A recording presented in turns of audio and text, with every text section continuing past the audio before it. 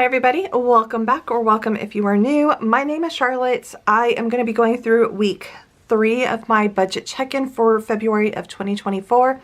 For those of you that are new, this is a single income, single individual with multiple cats, and I have a full-time job that I have outside of YouTube, and that's where I get the majority of my money. Anyways, and as you see, the shadow of a cat. Jack is joining. He likes to crawl all over the desk when I am filming. Anyways, I've already laid down the stickers. I started doing this in last week's video and I just seem to think it works a little bit better. It makes the video a little bit faster as well. So I've already laid down the expense trackers and I have it color coded, and it's hard to tell on this, but color coded by categories. And those were the categories with their color coding. Let's go ahead and do the check-in. So I'm going to start off with the debts. So I paid this one and this one. Then we're going to move on to the pink bills. So natural gas, $49.65. Which it was higher than the estimated of 35, but that's because throughout the rest of the year my natural gas is lower, but we had to run the heater in January, so that's why that was a little bit higher. And to be honest, it is already springtime here in Houston, so 18, I have already put over some money. 23.73 plus 815.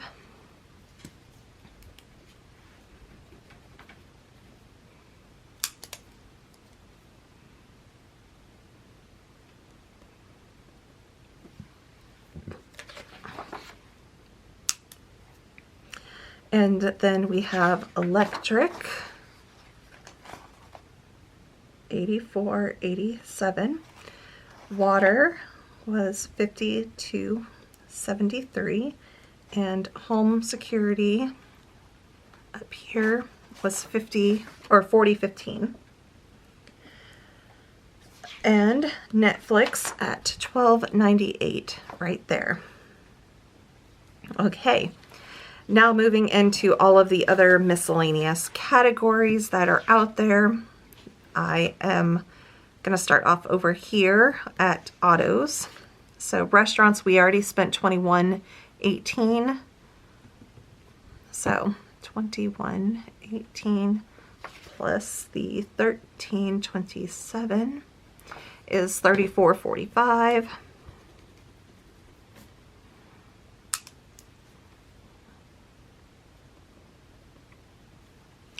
Okay. And then entertainment, we are at $164.99. Crafts, we've already spent money, and now I'm going to be over.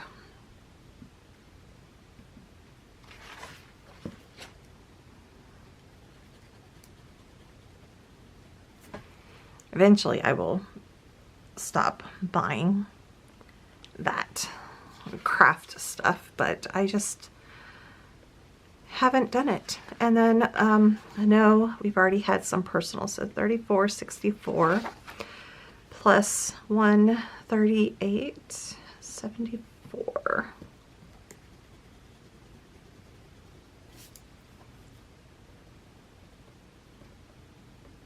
Okay,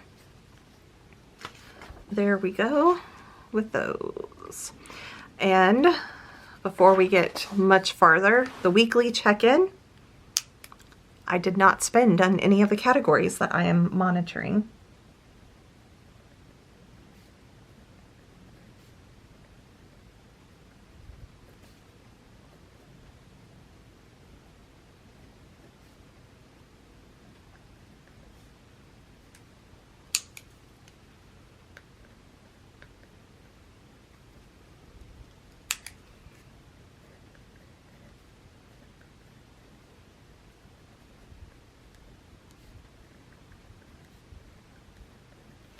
honestly, if I can not spend any more on household and miscellaneous, I will consider it a good no spend month, because those categories, I keep track of them over here on the weekly side because I overspend on them quite a bit, and that's why I kind of keep track of them. And the fact that I'm only negative 60, 65, which is perfectly fine. I can pull that amount from a sinking fund, which we'll get to in a little bit later. And miscellaneous, the fact that I haven't had any miscellaneous expenses is, I mean, it's a win already for me on that really. Okay, now let's go ahead and go over here to the transaction log for the sinking fund and add in all of these transactions that have happened. So starting off with the chiropractor on the 16th.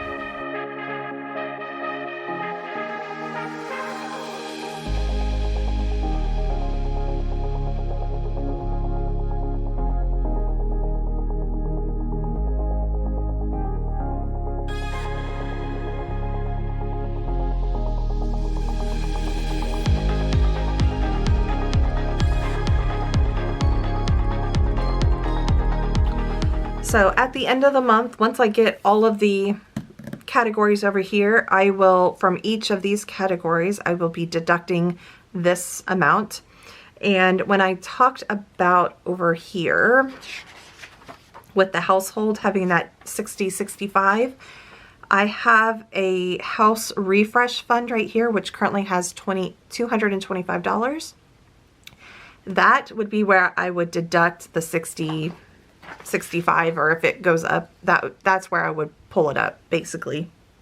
So, and I might do that just so that I'm equal. So, but right now I'm not gonna wait. I'm gonna wait until the end of the month to see if I have any more household things that need to be put into that category and everything.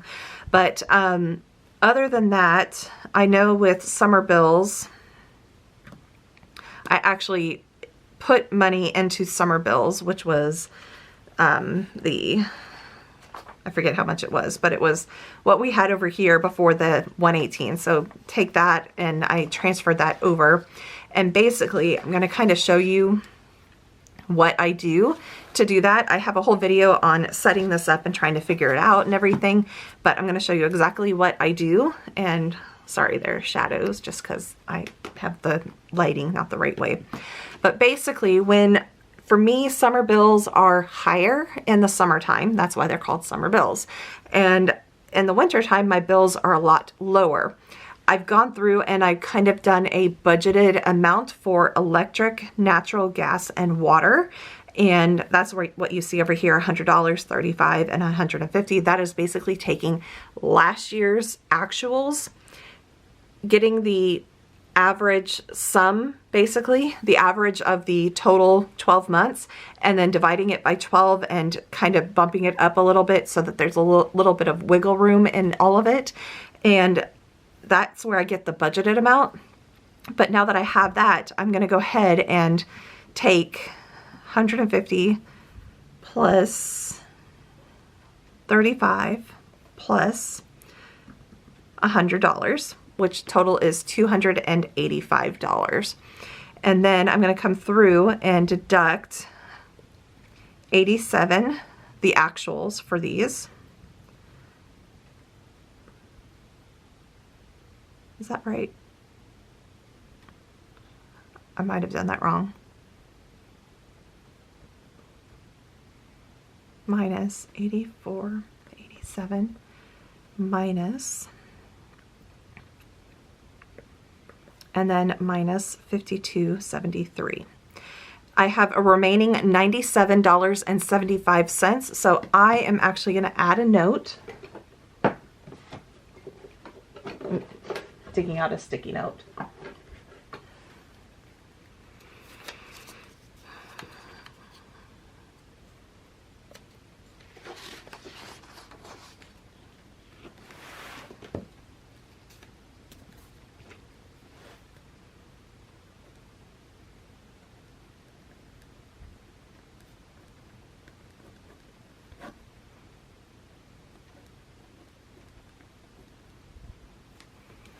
And this weekend or later tonight, I will go in to my account and transfer this amount into this sinking fund amount over here for summer bills. So that way, when it gets to summer, time for the summer bills, I will have a little bit of money over here. So when I get a $200 or $300 electric bill, I can pull from this to help cover it. So that way it isn't until the very end of the summer where I'm kind of having to adjust my grocery budget and some of that type of stuff. So that way I'm able to cover some of the electric bills and everything. I know some other people have kind of implemented this style for their winter bills because they live up in the north and they have extreme winters and their bills are higher in the winter time. And I find this absolutely wonderful to do when you are on a fixed income, but also if you're living paycheck to paycheck, it allows you to actually have the money in your and squirreled away a little bit. So that way when you get hit with those hefty bills in the winter or the summertime, that you actually have the money to cover the majority of it. And I did this when I was living paycheck to paycheck, and now I don't really need to do it, but I just like having that.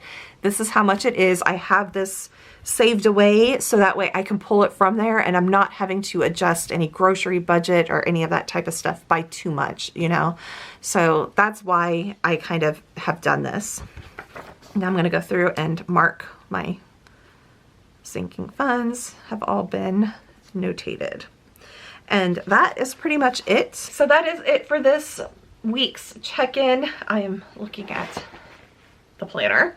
And honestly, 11 out of the 21 days so far have been no spend days. So that is over half by one day.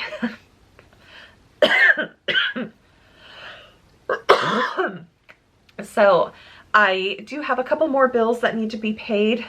I also want to transfer some more money into the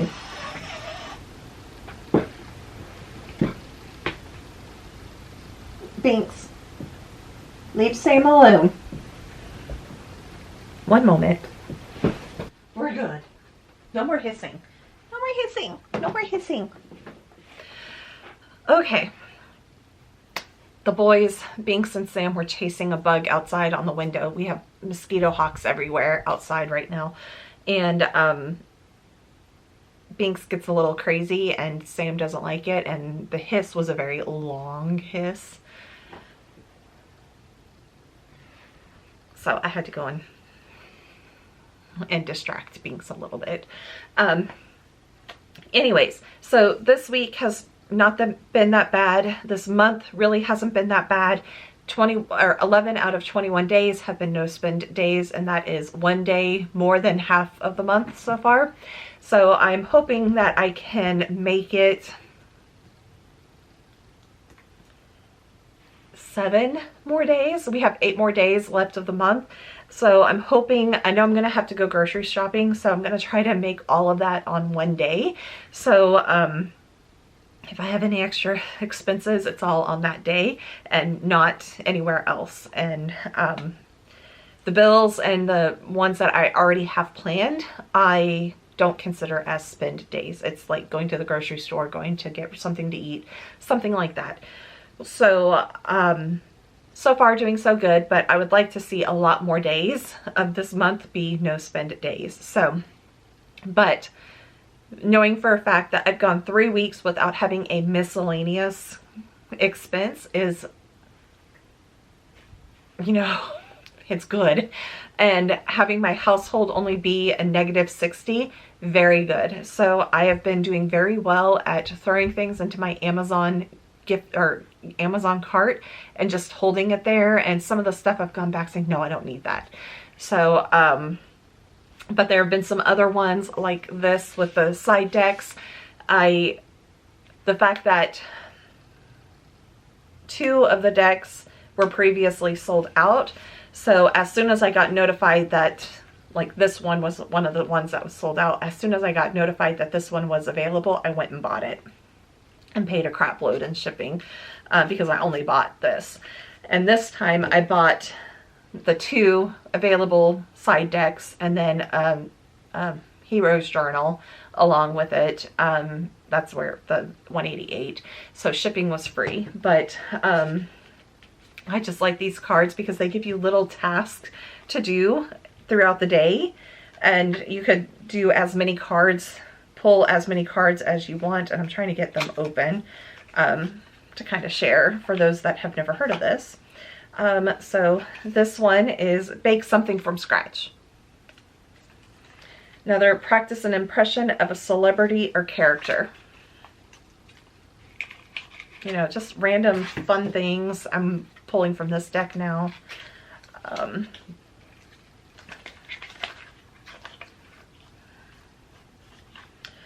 Draw or write about your own spacecraft. What is it for? What features does it have? Beam down to earth. Stand barefoot in the grass. So, you know, just little tasks to do. Some of them take a little bit longer. Some of them take no time, where it's like, go stand in the grass barefoot and just be one with nature, in a way, is basically what they're telling you to do. But I just like those because trying to find little tasks to do that just kind of, you know, break the monotony of the day, basically.